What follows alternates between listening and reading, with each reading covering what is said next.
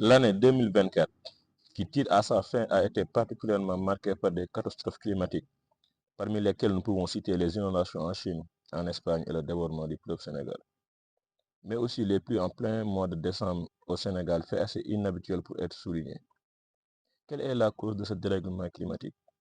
C'est ce que nous allons essayer de vous expliquer à travers ce texte. Une espèce est un groupe d'individus se ressemblant suffisamment entre eux, interféconds et capables de produire une descendance féconde.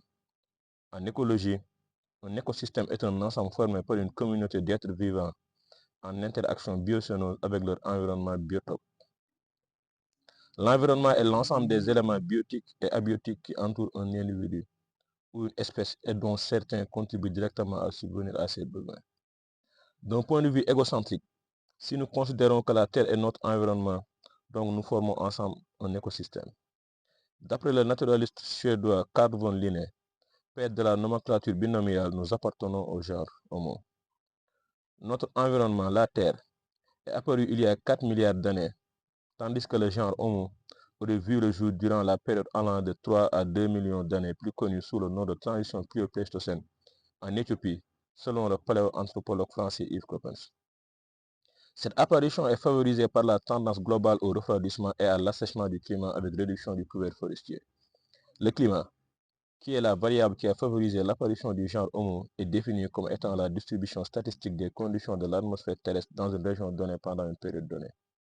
Toujours, selon la nomenclature binomiale, l'homme moderne appartient à l'espèce sapiens. Les plus anciennes fossiles connues de cette espèce ont été découverts au Maroc sur le site de Djebel Irhoud et sont datés d'environ 300 000 ans.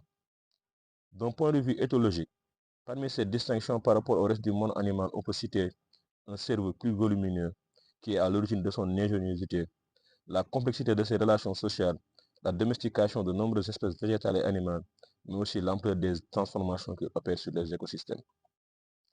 La domestication du feu, qui est datée d'environ 400 000 ans, peut être considérée comme l'une des premières révolutions techniques de l'homme, car lui a permis de cuire sa nourriture et ainsi d'augmenter la valeur énergétique des aliments, ce qui lui a permis d'achever le développement de son cerveau, qui est l'organe le plus énergivore, et de supprimer de nombreux parasites présents dans la nourriture, augmentant ainsi son espérance de vie. De la découverte de la houille au XIe siècle au premier forage du pétrole le 27 août 1859 en Pennsylvanie, en passant par le dépôt du brevet de la machine à vapeur par James Watt en 1769, l'Homo sapiens n'a cessé de modifier et d'améliorer ses conditions de vie, notamment avec l'apogée de la révolution industrielle au XIXe siècle. Ces progrès technologiques furent importés en Afrique via la colonisation qui n'était rien d'autre qu'un système d'exploitation du continent par les Occidentaux.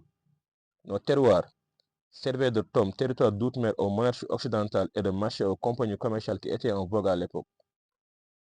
Il n'existe pas un meilleur exemple pour matérialiser cette importation que l'inauguration de la ligne de chemin de fer Dakar-Niger en 1924.